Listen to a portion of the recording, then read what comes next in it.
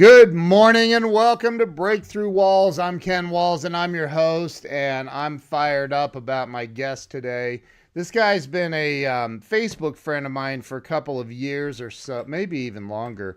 And we've talked on the phone. We've had several different conversations. This dude is sharp as a tack. You guys will see. I want to welcome my buddy Nick Cuttonaro to the show. Nick, did I say your last name right? I butcher names all the time. Ken, you're one of the few people that has got it perfect, nailed it. Nice, man. So welcome to the show. Thanks for having me. I know we connected a few years back through one of my favorite people on planet Earth, one of my mentors, Grant Cardone. Yeah, Grant's the man, isn't he? He's connected me to so many different ballers. I mean, just serious Yeah. ballers, man. So Nick, I created this show. I don't know, a year and a half ago, a little over a year ago. And it was really to start giving back more to the world, and because I truly believe that by hearing other people's stories of hitting those walls in life, and busting through them, figuring out how to get under them or around them, I think that empowers other people. So that's why I created this show, man. I love it. I love it. Good. It really comes down to those all-in type moments Yeah. in life and making big plays happen and committing to it and believing in yourself. Yeah, I agree, dude. So let's roll into your story by telling everybody where you were born and raised. For sure. So I was born in New York, grew up on Long Island, and that's something that can never be taken away from me.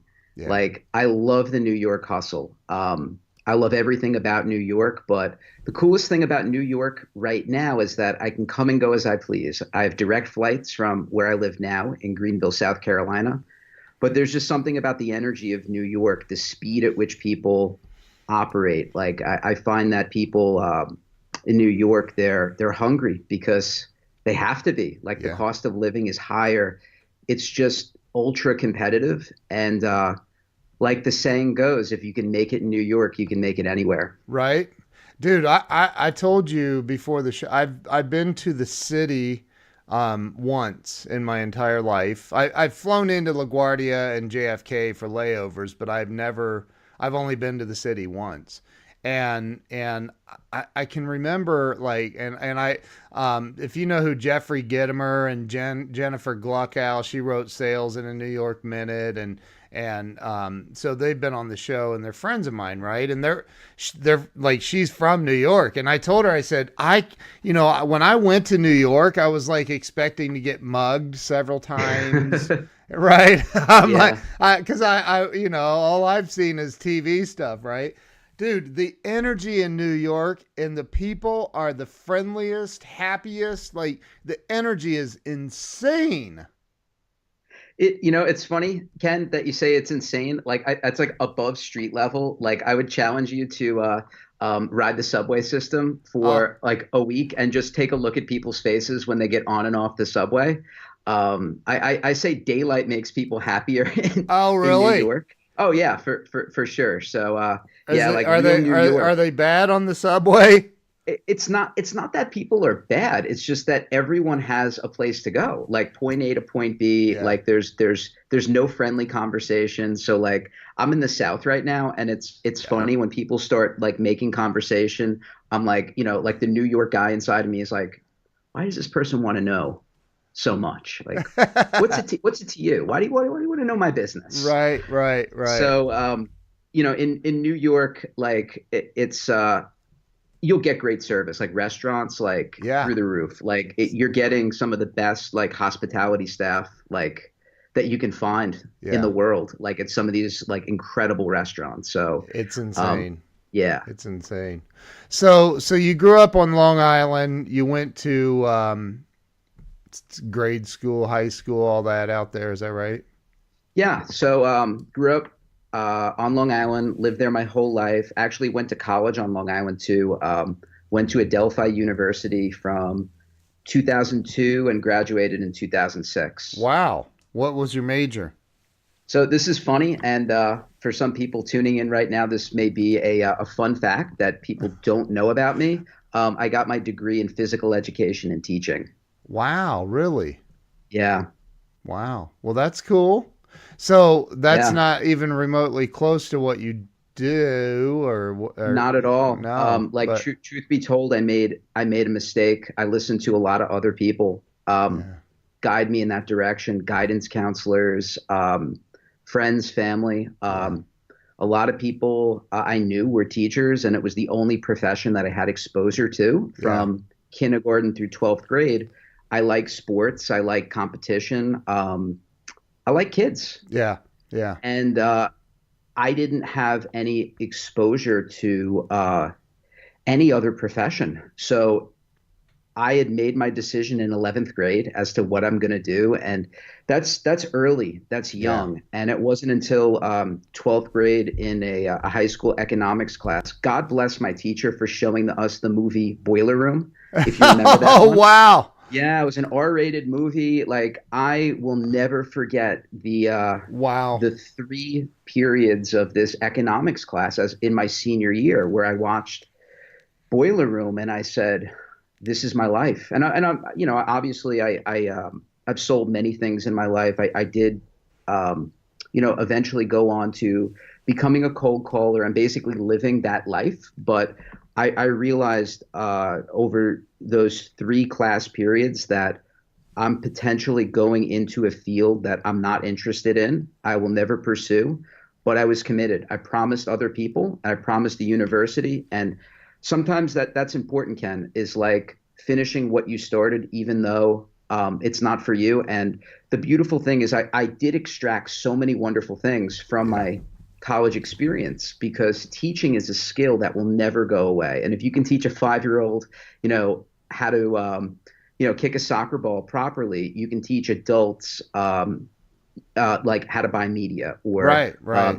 SEO or anything that's complicated because you know how to dim it down. So those Yeah. skills have never gone away. Dude, that's awesome. Yeah, I recently, and I say recently, probably within the last 3 to 5 years, I realized that, that's one of my skill sets is teaching others, and I don't know why I never realized that until recently, but so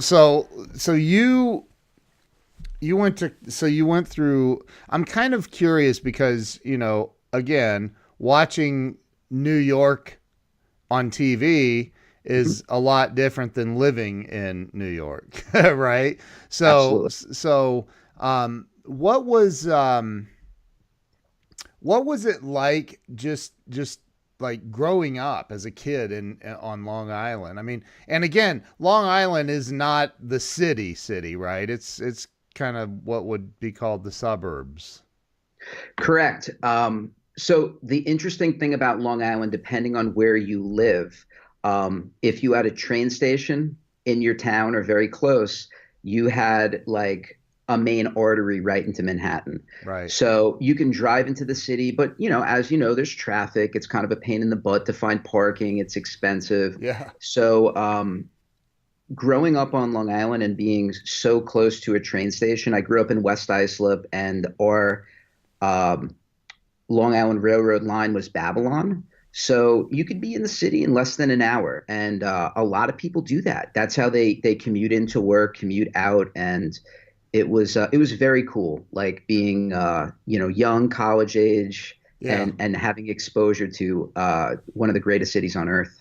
So did you as a kid did you get in any like trouble? Did you ride the train into the city without permission? How does all that work?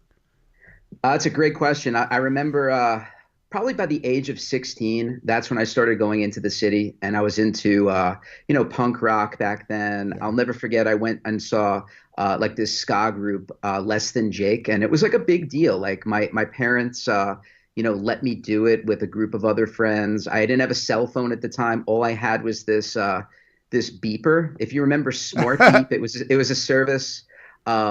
and it was like $1.99 a month, and it was basically useless because I had to go find a cell payphone at the time Right, to go right. call home. But like that was a big deal going into the city, navigating. And then probably when I turned 17, 18, I had uh, I had this bright red Honda Civic at the time, and if you remember the movie The Fast and the Furious, Yep.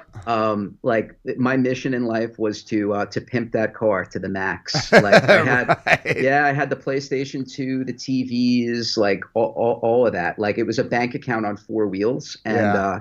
what I would do, when my parents would go to sleep, that's when I would joyride the streets of Manhattan with friends.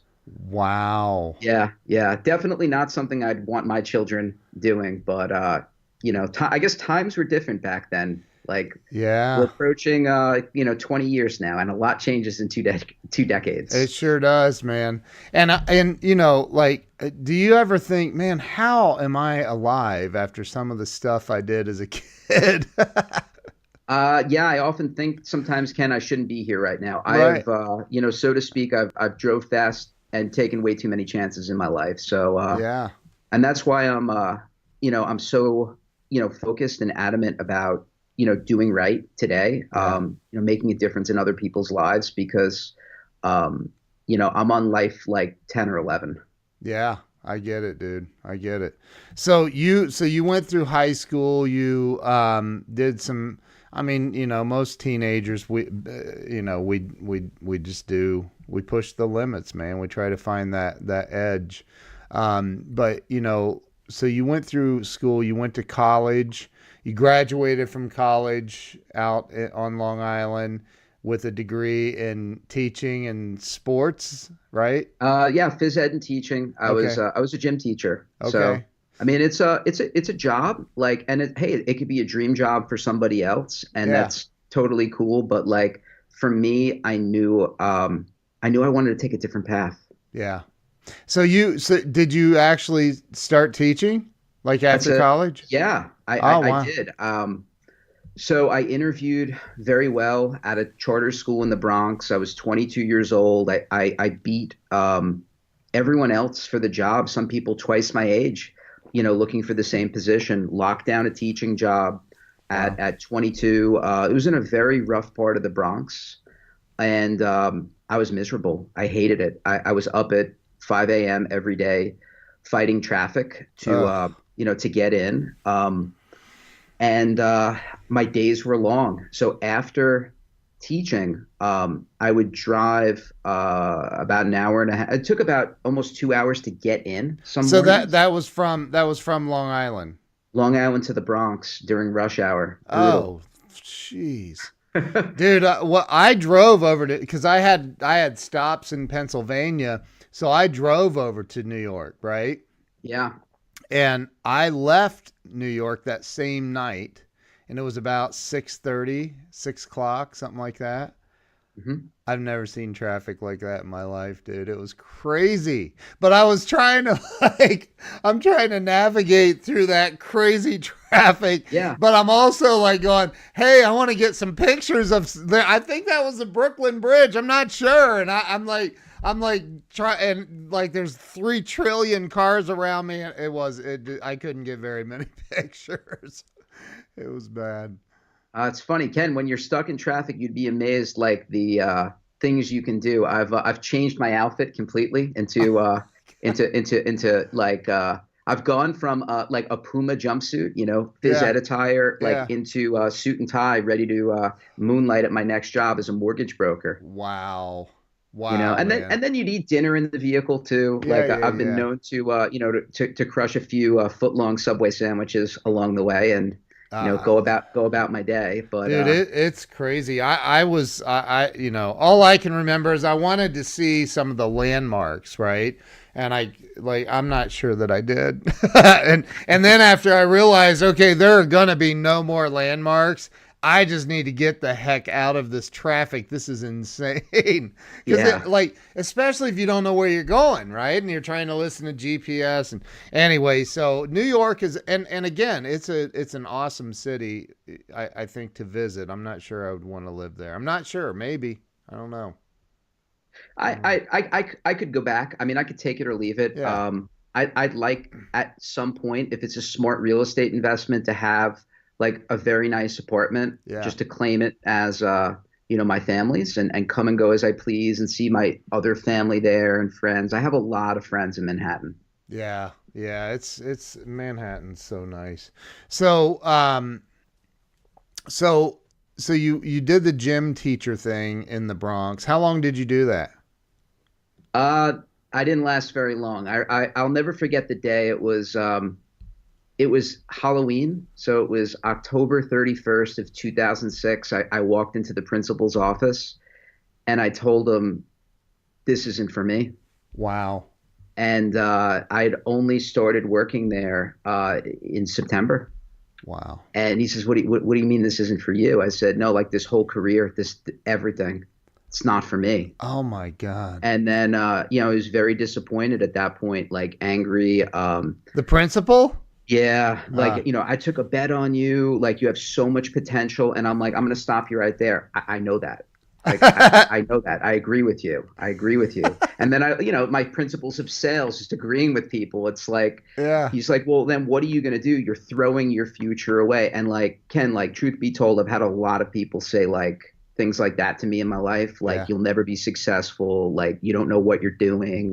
You're throwing your life away. You're throwing your future away. Like, you're going to end up broke, whatever. And that's been like the jet fuel for me to like push forward, like Yeah. not only to prove it to myself that I can do it, but sometimes you got to operate from that dark place of like wanting to prove everyone else wrong, and Yep. it works for a period, and then you realize that other people's opinions don't even matter at all.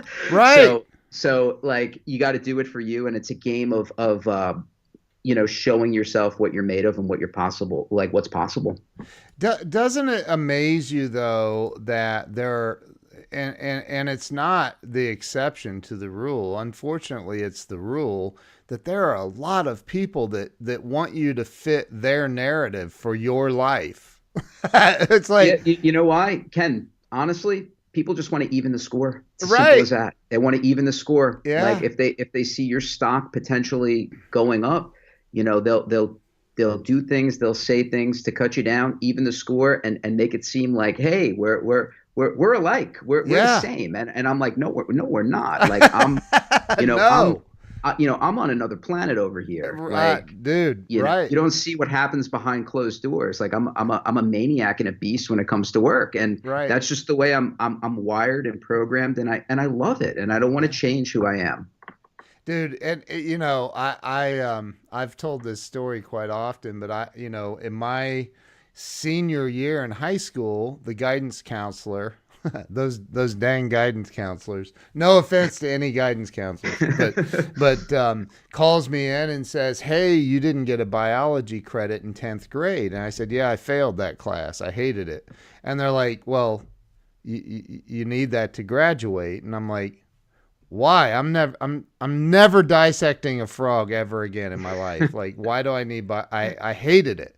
Yeah, And so they're like, well, you need it and blah blah blah. And I tried negotiating. Like, this is like a few months before yeah, graduation. I tried negotiating and they weren't having it. And so I said, well, then there's nothing left to talk about. I am not coming back next year for a biology credit. So you all have a very nice day. And I was 17. They're like, well, you can't just walk out. You're not an adult. I go, well, then I suggest you call the cops because I'm leaving. Bye bye.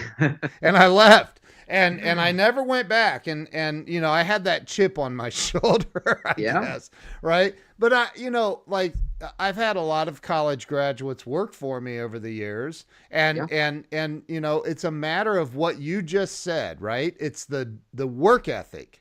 yeah, Where's the work ethic? yeah.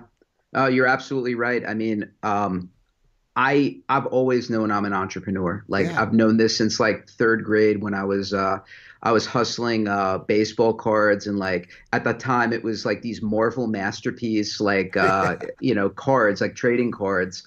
I was working deals like on the playground, and then anything that I could sell. Like I was into Rollerblading. I at the time, if you remember, I don't even know what happened to this sport, Ken. Do you remember aggressive inline skating? Yeah, How that was like a thing where like I don't even know where to buy a pair of rollerblades these days. Like what happened to that whole, I don't I guess, know. mode of transportation? It's long gone, Well, but that yeah, I it's would sell, yeah, wheels and yeah. accessories and all of that in middle school, high school. I was fortunate enough to be a bass player in a band, Wow. and that's when I was really able to explore what's all possible, like as an entrepreneur, like from booking gigs and ensuring that we get paid, like Yeah. as a a group of 15 and 16-year olds, getting dropped off by our parents at bars. Like they thought I was much older. I'd book these gigs, like we were under 21, so they were like I don't know, kids can't really be in a bar, but I'm like, it's cool, our parents will just stay. So Wow. That's really cool, dude. So I mean, you started young like I did. And that's something that I think like it's just I hear that so often, like entrepreneurs saying, "Yeah, I started really really young doing the entrepreneurial thing." yeah. So that day that you told the principal, I mean, dude, what did, I can't even imagine. Forget about the principal for a minute. Let's talk about mom and dad and family and everybody else. That's like, and you walk out of the school, quit your job, and what did everybody say, man? Like, dude, you just spent 4 years and probably $100,000 for an education that you're throwing away. People were very upset with me, very, very much disappointed, because I had a game plan, and the game plan was to pursue my evening hustle, and I was a mortgage broker at the time. Okay. And this was like '06, '07. So I actually gave proper notice, and I showed up every single day until Christmas break. They said, you can't leave us high and dry. Like, we're going to have to interview. Like, and I showed up and I got the job done and I stuck it out. And I owed it to the kids, right? The kids really liked me, um, every Yeah. single day. Like, I knew that there was light at the end of the tunnel. I'm going to make the most of it. I'm going to make the most of the commutes in, the commutes home. And I had like a weight off my shoulder, but it was hard, like showing up every day and just doing the right thing and committing to that. Um, and then the mortgage thing. So I experienced some success with that, but this was right before heading into the last recession. So I realized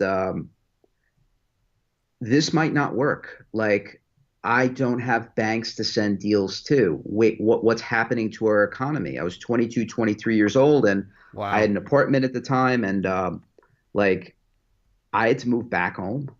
Like, Yeah. it's not something I'd like, I like talking about or want to admit, but like I was running on fumes, trying to make plays happen as a young mortgage broker, Yeah.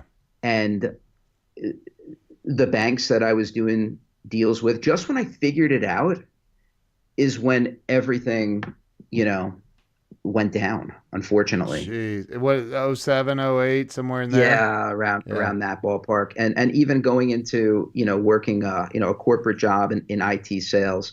I mean, it's a tough play trying to sell a few hundred laptops to a school district Yeah. when times are tough. Like, Yeah. people are trying to utilize IT hardware, and they're trying to get more out of it without spending, because it was very uncertain as to, like, when are we going to get out of this hole as a country. Wow, man. Yeah, it was crazy back then. So, and that's actually '07 is when I started my company. And so, but you Yeah, know what? I mean, honestly, for me, what's really cool about and you and I, we're in the same business pretty much, or similar, very similar businesses, I guess. We do a lot of marketing stuff, and dude, when the economy's bad, companies start freaking out and trying to they do. figure out how they can market, Yeah, and come up with new creative ways. And so My business actually did a little bit better during the recession, and it really catapulted things for us. So I'm sure you experienced some of that, I would imagine. Yeah, well, during that time, I mean, it's tough. Like to be in your early 20s, you're starting to see your peers Yeah. like climb the corporate ladder. Um, I had spent 4 years on a degree that I had no intention or plans of using, and it was useless on a resume. Yeah. Um, once again, I listened to the wrong people, and I was convinced that joining an MBA program would be what I need to become an entrepreneur because I had some friends getting MBAs, and I did that for a semester. And I realized in this MBA program, um, this is not for me. I don't belong here. People are doing this to satisfy what their employers want to get a pay bump. Yeah. And I knew that, everyone in that class, like we weren't cut from the same mold. So I dropped out of that program and I was in a dark place. Like I didn't know exactly what I wanted to do. I just knew I wanted to make a crap ton of money. I Yeah. wanted to help people and I wanted to prove everyone else, including myself, wrong. Yeah. And I guess at my lowest point, like I went to community college and I did a semester at culinary school because I just wanted to keep my mind sharp. I had no idea what I would even do with it. I just knew that I like food, I like to eat. Yeah. Um, this is maybe a life skill. Maybe I'll have an epiphany, in culinary school. And I did. I started a auto detailing business. It was my first real business shortly after. Wow, that's crazy. I had an auto detailing business as well. That's nuts, man. That's crazy. Yeah. So, well, that, I mean, going from mortgage broker to chef in training to auto detailing, I mean, it all just makes sense. Yeah. Well, the common thread, Ken, is that I was always online. I was always turning a buck online, Yeah. like from an eBay business that I started. Like the mortgage business was powered by my ability to generate leads. And I was using Craigslist at the time. And this is when their filters and their anti-bot were just weak. And I was just running hard on Craigslist, generating mortgage leads to supply my whole team at Wow. work. And that's where I looked at like the auto detailing vertical. And I would think in terms of verticals and say, yeah, I see what these guys are doing in terms of marketing. I can do it better. I can generate more leads. I can close more deals. But Ken, the problem was now I actually had to go detail these vehicles. So Yeah. I was out in the field personally, Yeah. like it was backbreaking work detailing cars, boats, and RVs. In the hot summer months in New York. Yeah. Oh, dude, I know. I know all about it. I was in Atlanta doing it, so it was even hotter. It was crazy. So, so, so here you are now, and let's see. Okay, gym teacher first with a degree Yeah, in that. yeah, Ken, I did everything to survive. Like for Yeah. 6 years, yeah, I worked at a bar, I was making Wow. sandwiches, like anything that I can do to survive, like Yeah. in New York, I did. And like I don't even know like how many people are watching this right now, but people who really know me just being like, yeah, yeah, Nick never stopped. Yeah. Like he just kept going like a machine. That's And what it and takes, though. uh-huh, That's what it it's the takes. truth. Yeah.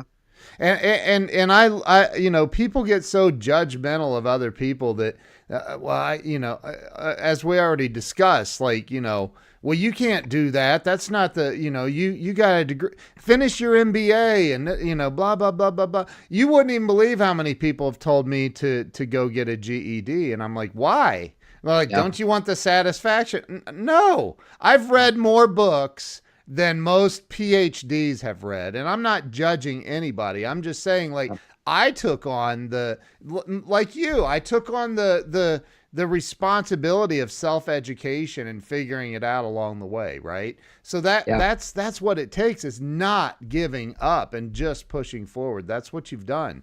So now let's see, back to, you were in culinary school, then you stopped that, you went to you started the detail business, and what happened from there?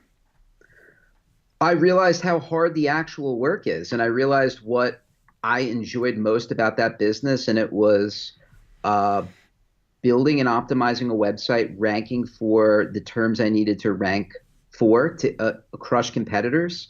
I realized that I can scale by creating multiple brands in the vertical. What I realized that I just wanted to suck the oxygen out of my competitors. Like, it's as simple as that. I realized how competitive I am in the online space, and I could apply that mentality to any business, any brand, any individual, and I can get paid for it because other people were reaching out to me because they knew I had the business, and Yeah. they were more interested in the website and the marketing than actually getting their cars detailed. Yeah. So that was like the aha moment when I was working making a sandwich, making sandwiches at a bar, and one of the customers said, "Hey Nick, you're really good with this internet stuff," and like my first client, and I'm actually still copied on all the leads that come in almost 10 years later. I built him a website for his custom stair business, and it's still ranking like top of Google Wow. for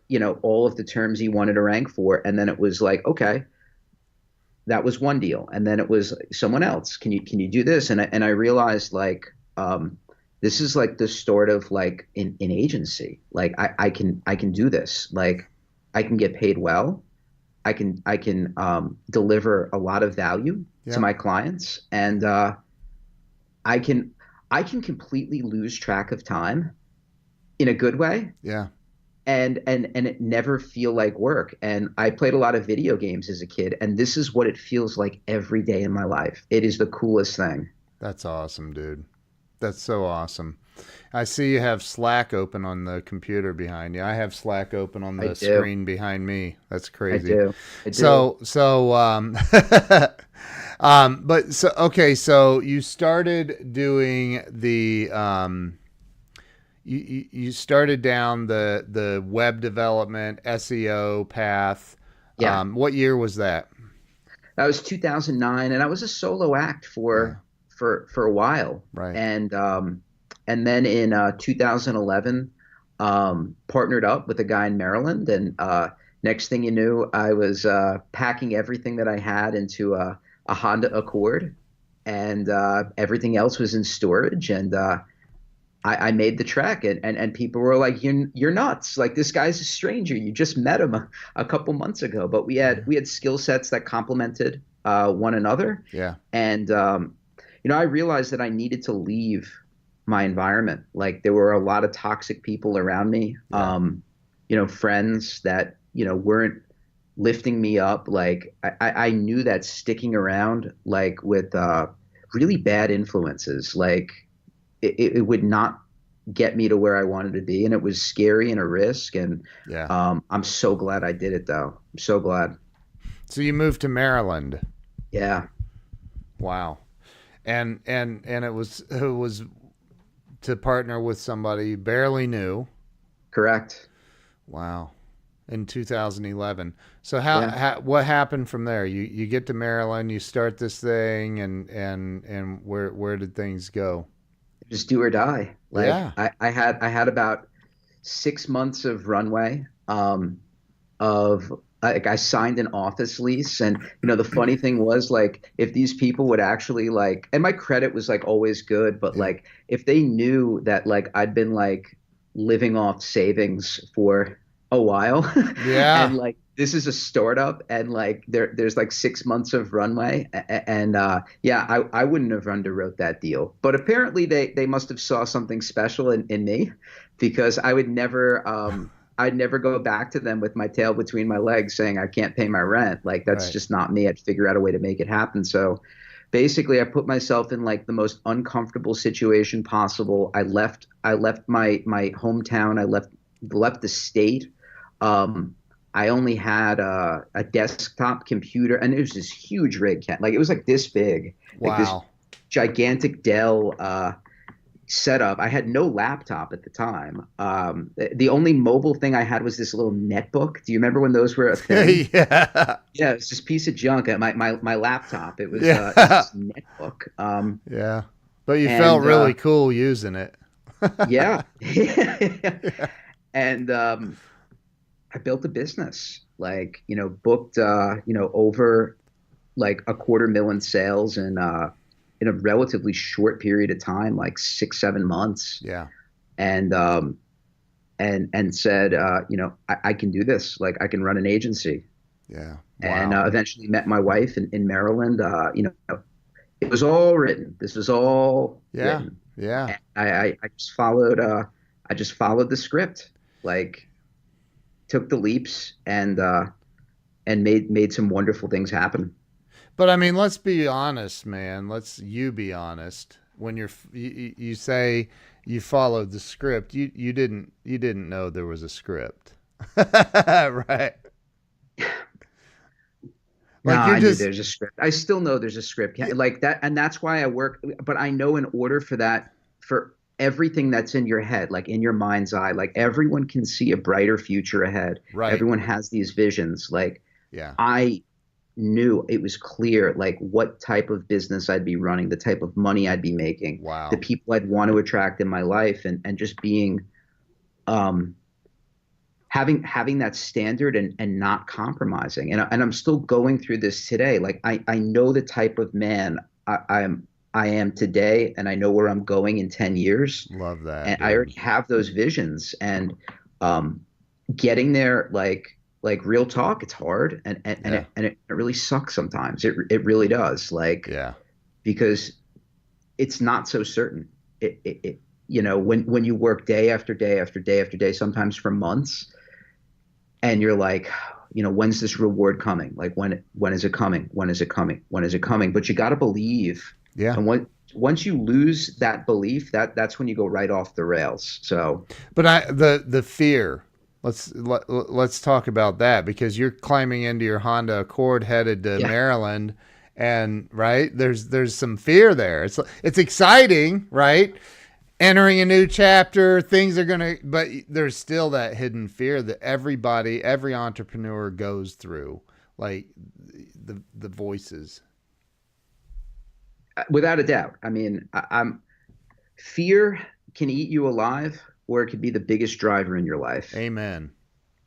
And you got to know when it's happening, like, and why it's happening. And like I face every day with fear sometimes. Sure. Like you don't know, it could be an email that you're expecting, and you might not be getting good news. That there could be fear every time the phone dings, right? Yep. Like there could be anxiety. Like it's just the level that you're playing at. And if you want to play big, if you want like all the success in the world, like you're gonna have to be fearful at times. But and then it becomes a game of risk management Right. from there, hedging bets, where you can minimize fear by putting systems in place, like to minimize. But like truth be told, it's those all in moments Sure. where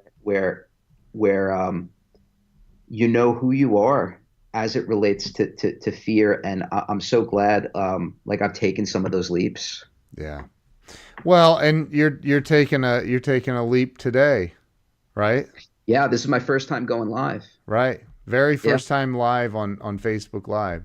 And yeah, see, it's easy. It's not difficult. yeah. Like, what were we, like 40 minutes in, and I'm Yeah. I'm steamrolling. You are. I love it, Yeah, dude. I could do this. I can do Yeah. this. But Yeah. but like Ken, like honestly, it's having good people around you, because Yeah. you encouraged me, Yeah. right? And it was our conversation last week where you're like, "Come on, Nick, like, what are you scared about?" And I'm like, going live, I'm like, there's no editing, right? I'm doing YouTube all the time, and I like the control of editing. So Yeah. um, for me, as it relates to fear, I am most fearful when I don't feel like I have control. Right. Yes. I think that's probably the same for everyone, right? But people don't recognize it. People don't Mhm. recognize that they're out of control. They've lost control. They're and and fear's paralyzing them. They don't realize what's going on. At least you have the wits to recognize it. Yeah, and then it's surrounding yourself with good people like yourself that will encourage you, saying, Yeah. "Hey, if I could do it, you can do it." Or let's take baby steps together. Let's go live together. Yeah. Right. Ruling out going live because you're scared or you can't edit it, like you're gonna miss out on a lot of opportunities and like all of the things that you're working toward. Um, going live will get you there faster. Yeah, it definitely will. So back to Maryland and 2011, 12, you started generating all kinds of revenue and sales and clients and delivering and all of that. Um, we both kind of experienced the same exact thing back in a few years ago Yeah, because we were both SEO guys, right? yeah. And I mean, I still am, you still are, but I don't, man, I don't. I I have a lot of prefaces now before we talk about SEO. Like it's a different game now, way different. Yeah. So talk about that, where things went and how things kind of unfolded for you. For sure. I built a great SEO practice. I like to call it rank and bank. Like you'd pay my firm, we'd rank you for keywords, and you'd be on page one of Google, and all would be good in the world. And then there was this horrific update at Google. They called it the Penguin update, and I'll never forget the day. It was like April 24th of 2012, and we lost like half of our clients. Like everyone lost rankings, like, Yeah. and everyone had it good for so long. Like everyone was so happy and thrilled with the results, and then this algorithm update happened, and it was like the finger was pointed. Now a lot of fear, a lot of anxiety. What am I going to sell? What am I going to do? Um, because I don't want to let people down. Like that's the thing too. Like I really care about clients. I really care about overcoming challenges Yeah.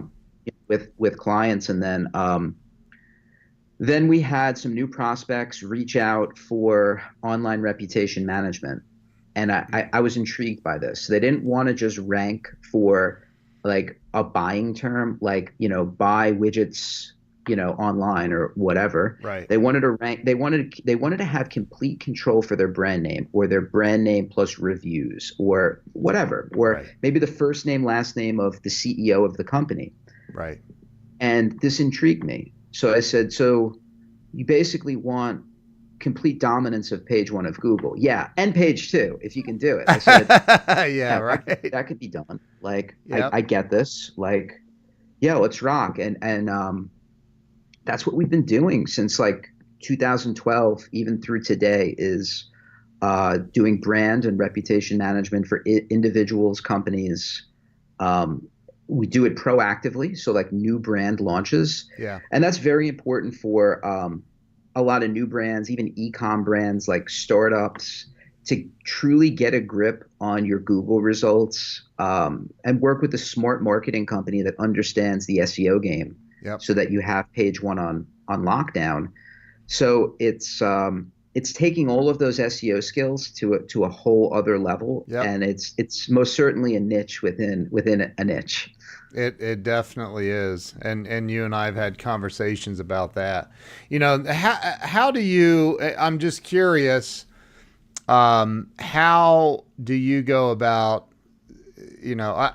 I know you've had to have been through this. You bang out somebody's website for them, and 30 days, 60 days, whatever. And 30 to 60 days later, they're calling, going, "I'm not on page one yet. What's going on?"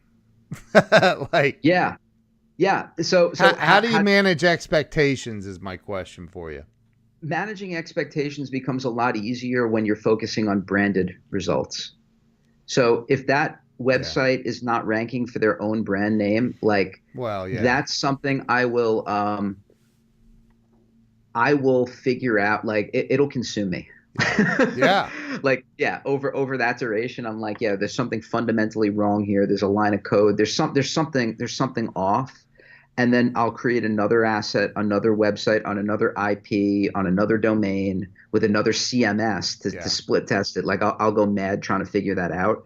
Um, but ranking for like non-branded terms, we just eliminated that from our business. And it's not because I'm not the greatest SEO practitioner in the world. That has nothing to do with it.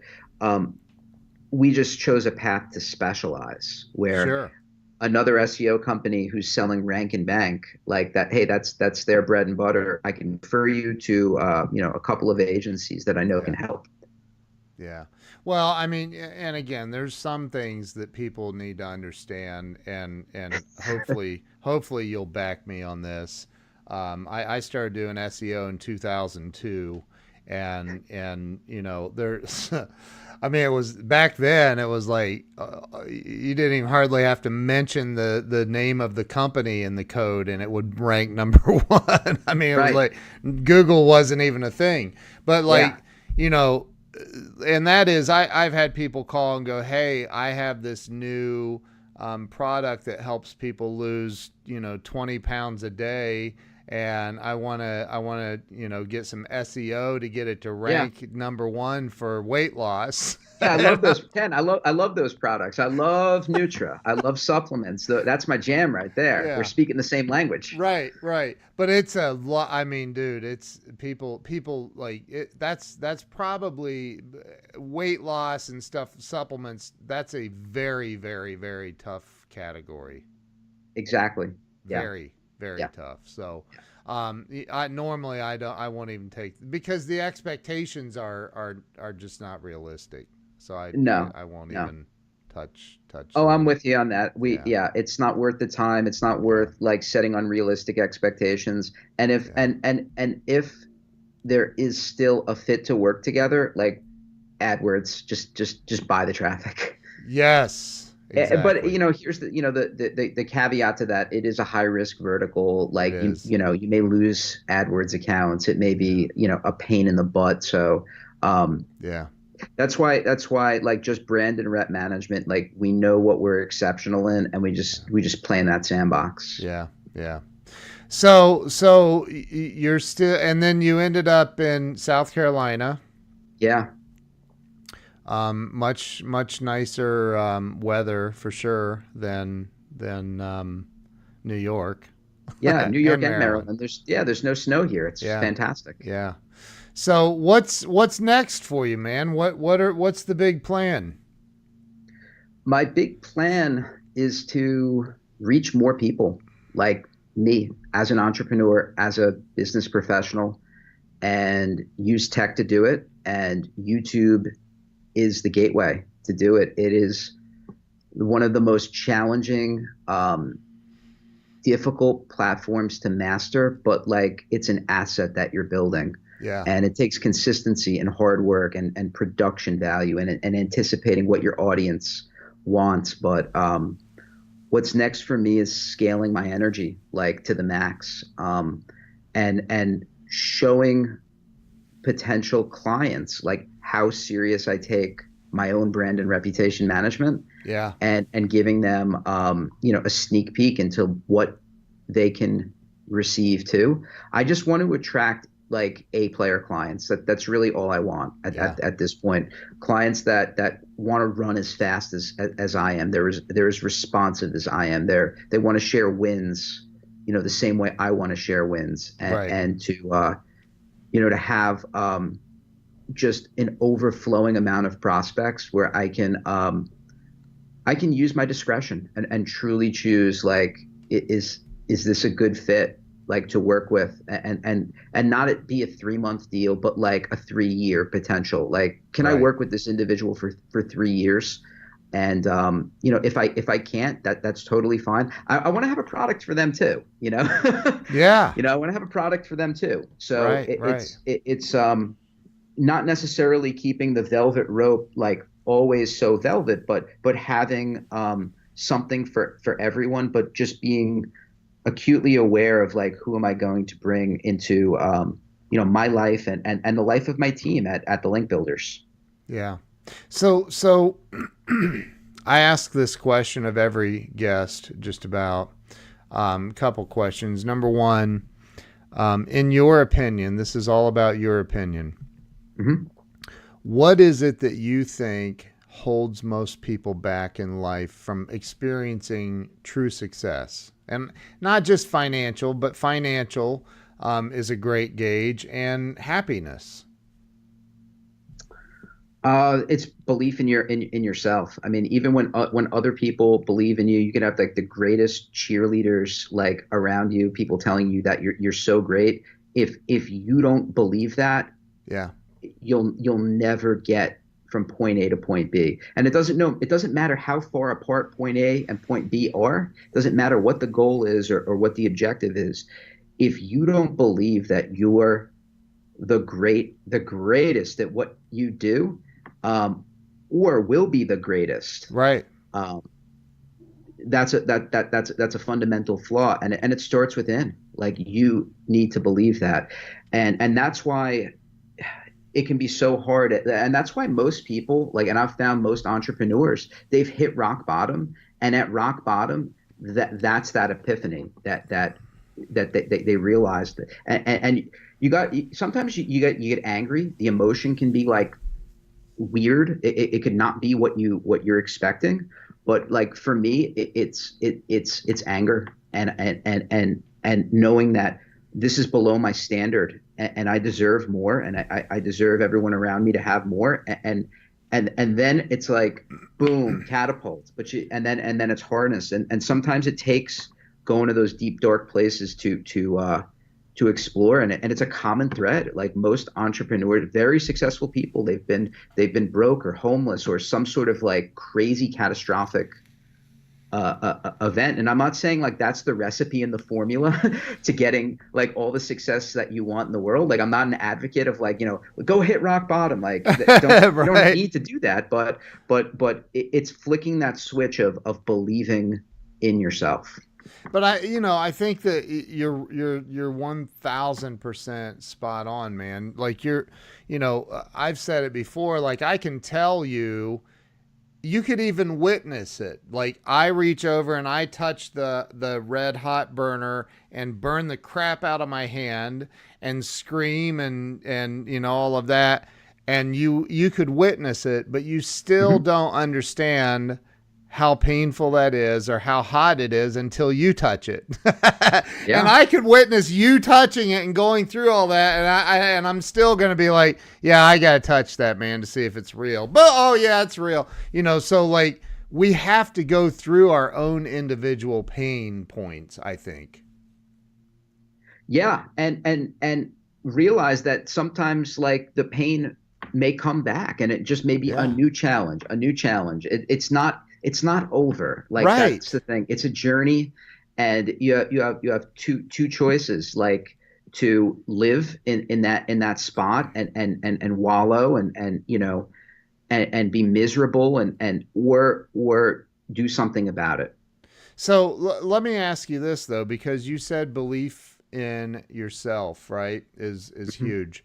The people that so I went through it, man, where like we were doing six figures a month and in SEO and like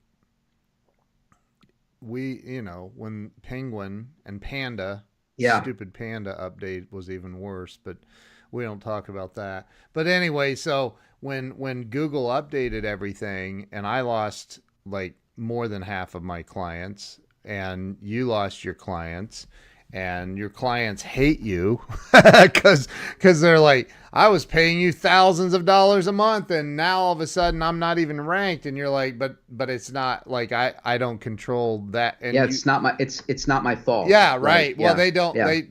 they don't see it that way, right? So you're the Hmm. expert, quote unquote, I've been and there. so when you hit that point in your life, in your business, when things just all when they all hit the fan and you lost all those clients, how did you um how did you not beat yourself up? How did you not, like, cuz I did. I for a long time I was like, man, this is bad. This is not cool, man. Like I all but I didn't control. I didn't have any control over what Google was doing. And as you know, we were all Yeah, trying to figure out what their stupid algorithm change was. But yeah. how did you not beat the crap out of yourself and continue moving forward? I ended up marrying a good woman. Yeah, she was my girlfriend at the time. Love it. Fiance. But God bless Rose. I mean, she said like you're the smartest guy I've ever met in my entire life, and I want to marry you and spend the rest of my life with you, and you will figure it out I because love it. that is what you do, Nick. You solve problems. And like even today, like growing, multiple businesses, product-based businesses, real estate portfolio. I have my hands on a lot of stuff, Yeah. and hey, that's cool. I'm a tough guy to pin down as far as like what's a day in the life of Nick look like, but um, Rose gets me back on track because I have moments of uncertainty all the time. And, Yeah. she reminds me of when I won before and like, what did you do when you were faced with that challenge? And then I can go back in time to that moment where I rounded the corner and made a play happen. And it's just that constant reminder of, previous success, which gives hope of future success. And the stakes keep going up. Like that's the thing. Over time, it's Yeah. over time. The stakes keep going up year after year. You get older. You want to play bigger. You want to take on new challenges. And having the right person in your corner to stick with you and show you like what you've done and what you're made of is makes all the difference. Like get Love good that, people dude. around you. I love that's a great answer. So, last question, man. Sure. I can't believe it's been an hour already. Yeah. Somebody, and I've been homeless. I was everybody, most people know I'm a recovered alcoholic, and so I made some really bad decisions back then. 17 years sober now almost. So, but like, somebody calls you up and they say, man, I just can't figure it out, dude. I've done everything I know how to do. My car was repoed last week. My electric's getting shut off tomorrow. I'm about to be evicted. I don't know what to do. I'm at the end of my rope and don't know what to do. What are you going to tell them? Because and I know Yeah. that it starts and ends right here, Yeah. right? What are you going to say to that person in that moment, though, to help them get through that moment? If I was faced with that situation, I would do a little time traveling with them. I'd Mm, take them back to a spot um, where there was success experienced. Like what happened? Like in order to have like a house or a car or all of these things, like it's safe to assume that the right choices or sufficient choices were made at some point in time, and we're going right. to walk back through and we're going to figure out together what happened to get to where you got, and then what happened where things went off the rails. And that's the game plan. You're going to need to relive everything that worked, but maybe work two times as hard. You're going to need to believe in yourself two times as much. You're going to need to get away from the individuals which maybe took you off track, and it's going to be super uncomfortable, but getting around good people like is all the difference. And a little tough love goes a long way, and that's what's been helpful for me. And those calls are never fun, Ken. I mean, that's the thing. It's like hopelessness. That's really Yeah. what it is. Yeah. But once you get angry, that's you can harness that. Like anger is like action. Like it's a beautiful thing when you know how to use it, and it could jumpstart you. And sometimes it takes a guy like me saying like yeah, you seem hopeless, but are you angry right now? And they don't know how to process that. Like once we can pinpoint, get angry. Like it's like a football player like taking the field. Like I love watching Steve Smith play. Like he was a wide receiver, on the Panthers. Ended up finishing his career in Baltimore, but the dude played angry. He had a chip on his shoulder. Like he was like a shorter wide receiver than most people, and Yeah. he got pushed. Like then he started pushing back. Yeah. Then he started making plays, and then he started showing people out on that field like if that ball's up in the air, I'm coming down with it. Yeah. Like once you get in that rhythm, and then it's contagious. One win, small win, bigger win, and then it's the snowball where winning becomes the standard. Yeah. Dude, I love it. I love it. That what a great way to end this show, man. That's get angry. And not raging at everybody Yeah, else. Get angry with yourself. Like yeah. do Give something. yourself, yeah, give yourself the permission to get really pissed off with yourself if Yeah. you're unhappy with the situation that you're in, and use it. I mean that's the brutal truth. I mean that's how I got to where I'm at today. Um, Yeah. because I wasn't happy with where I was at, and I got pissed off, and I said, no, I'm going to do something about it. I'm going to do something about it. I'm going to compete. I'm going to Yeah. compete. I'm going to compete with myself. I'm going to compete with other people in my industry. I love it, dude. It's awesome. Nick, you're a good dude, man. I appreciate you facing the fear of going live. Yeah, it's not so bad. It's not so bad. Maybe I Nah. should do this again. Yeah, yeah, this was fun, man. So, how can everybody follow you? Where's the best place?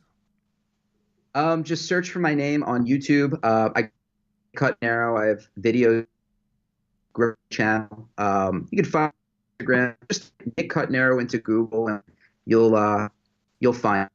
Okay, and on man, one of us has a bad signal all of a sudden. Are you okay? You're back. You're back. Yeah, I don't know what So, happened. There's a little hiccup. yeah, it just it's You go to my website, thelinkbuilders.com. linkbuilders.com. The link I'm builders. yeah, thelinkbuilders.com. But I'm an easy guy to find on the internet. Okay, Yeah, just Google Nick Cuttonaro. I'm on Instagram, YouTube. You know, yeah, I'm easy to find, and I respond to messages. good. Nick, you're a good guy, man. Thank you for taking the time and coming on the show today and telling your story and hopefully we've been able to inspire some people to reach for the next level, man. That's what this is all Yeah, about. for sure. This was a power hour, no doubt. Power hour, dude. I appreciate it, man. All right, hey everybody, thank you all for watching. Thank you to everyone who shared this out. Really appreciate it. And Nick, thank you, man. I appreciate you taking the time. I know your time is valuable. My pleasure. Anytime. All right. We'll see you guys later. Nick, don't hang up. See you guys later. We'll see you tomorrow. Have a great day.